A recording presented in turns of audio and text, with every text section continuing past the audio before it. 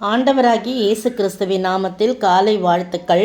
இன்றைய மன்னா, நானோ சிறுமையும் துயரம் உள்ளவன், தேவனே உம்முடைய இரட்சிப்பு எனக்கு உயர்ந்த அடைக்கலமாவதாக. சங்கீதம் 69 வசனம் 29. தாவீது தன்னுடைய சங்கீதத்திலே பல காரியங்களை சொல்லி, ஒவ்வொரு நாளும் நானோ என்று சொல்லி நிறைய காரியங்களை நாம் அவரிடத்திலிருந்து கற்றுக்கொள்ளும்படியாக வழி வாய்க்கால்களை ஏற்படுத்தி கொடுத்திருப்பதை நாம் தியானித்து வருகிறோம்.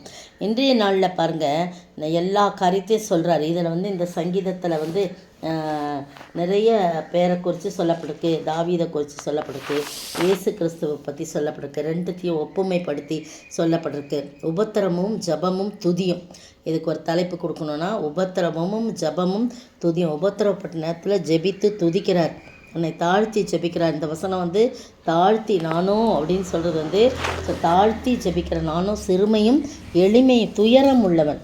உன்னிடத்துல சொல்கிறார், நான் சிறுமையும் எளிமையுமானவன். எந்த இடத்துலனா 70ஆம் சங்கீதம் 5ஆம் வசனம். நானோ சிறுமையும் எளிமையுமானவன், தேவனே என்னிடத்தில் தீவிரமாய் வாரும், நீரே என் துணையும் என்னை விடுவிக்கிறவருமானவர், கர்த்தாவே தாமதியாயின்னு சொல்லி 70ஆம் சங்கீதத்தில் 5ஆம் வசனம் கடைசி வசனத்தில் சொல்லப்பட்டிருக்கு. இந்த இடத்துல நானும் சிறுமையும் துயரம் உள்ளவன், தேவனே உம்முடைய ரட்சிப்பு எனக்கு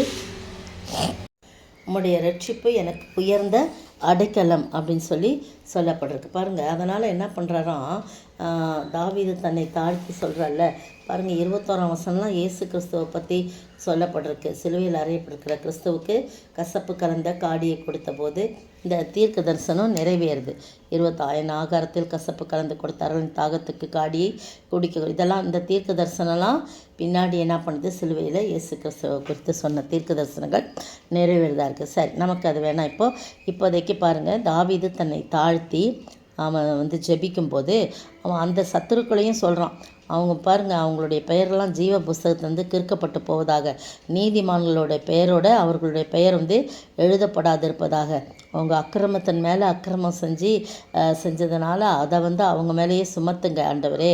ஆனால் நான் சிறுமையின் துயரமுள்ளவன், தேவனே உம்முடைய ரட்சிப்பு எனக்கு உயர்ந்த அடைக்கலம்னு சொல்கிறார். அப்போ எந்த ஒரு மனிதன் தன்னை தாழ்த்துறானோ அவனுக்கு ஆண்டவருடைய ரட்சிப்பாகிய உயர்ந்த அடைக்கலம் அவனுக்கு கிடைக்கும்ன்றது சொல்லப்பட்டிருக்கு. அது மட்டும் இல்லை, அப்படியே இல்லாமல் 30ஆம் வசனம், தேவனுடைய நாமத்தை பாட்டினால் துதித்து அவரை ஸ்தோத்திரத்தினால் நான் மகிமைப்படுத்துவேன்னு சொல்கிறேன்.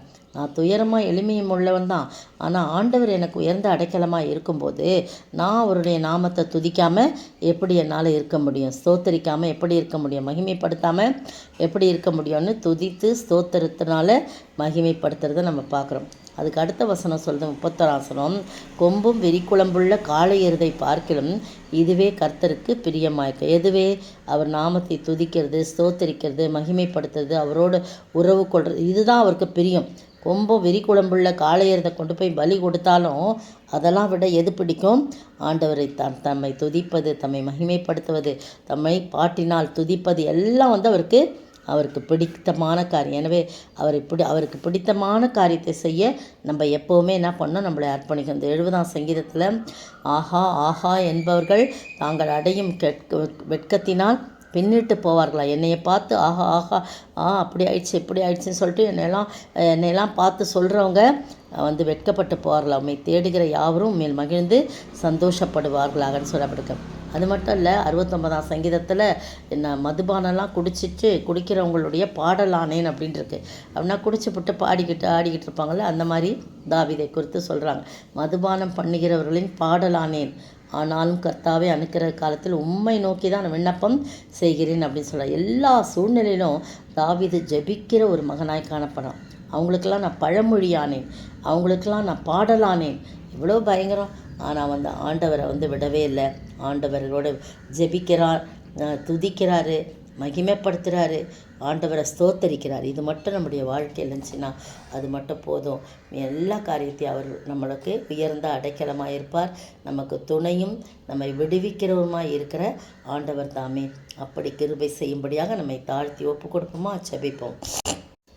என் மீட்பரே, என் ரட்சகா, என் தேவனே, என் கேடகம் நான் நம்பின, என் கோட்டையும் என் துர்கமும் நீரே நான் நம்பின, என் கோட்டையும் என் துருகமும் நீரே. ஸ்தோத்தரிக்கிற ஆண்டவரே, துதிக்கிற ராஜா, என் கோட்டை, என் துருகம், எனக்கு துணையாளர், எனக்கு எல்லாவற்றுக்கும் எல்லாமா இருக்கிற ஆண்டவரே, நாங்கள் உண்மை துதித்து மகிமைப்படுத்தி ஸ்தோத்தரித்து உம்மோடு கூட ஜபத்தினாலே உறவு கொள்ளும்போது நீர் எங்களை உயர்ந்த அடைக்கலத்தில் வைக்கிறீர். அப்படியாய் செய்கிறதற்காய் ஸ்தோத்திரம். தொடர்ந்து தாவீதினுடைய வாழ்க்கையிலே தன்னை தாழ்த்தி உமக்கு ஒப்பு கொடுத்தார் ஆண்டவரே. அப்படிப்பட்ட தாழ்மையை எங்களுக்கும் கற்றுத்தர வேண்டும் என்று கர்த்தரும் மீட்பரும் ராஜாவுமாய் இயேசு கிறிஸ்துவின் விலையேறப்பட்ட நாமத்தில் ஜபிக்கிறேன் பிதாவே, ஆமீன். நேற்றைய பதில், வானத்திலிருந்து இறங்கி உலகத்துக்கு ஜீவனை கொடுக்கிற அப்பமே தேவன் அருளிய அப்பம் என்றார். யோவான் 6:33. இன்றைய கேள்வி, எந்த ஊரிலுள்ள எங்கு இயேசு உபதேசிக்கையில் சீஷரில் அநேகர் கேட்டபொழுது என்ன சொன்னார்கள்?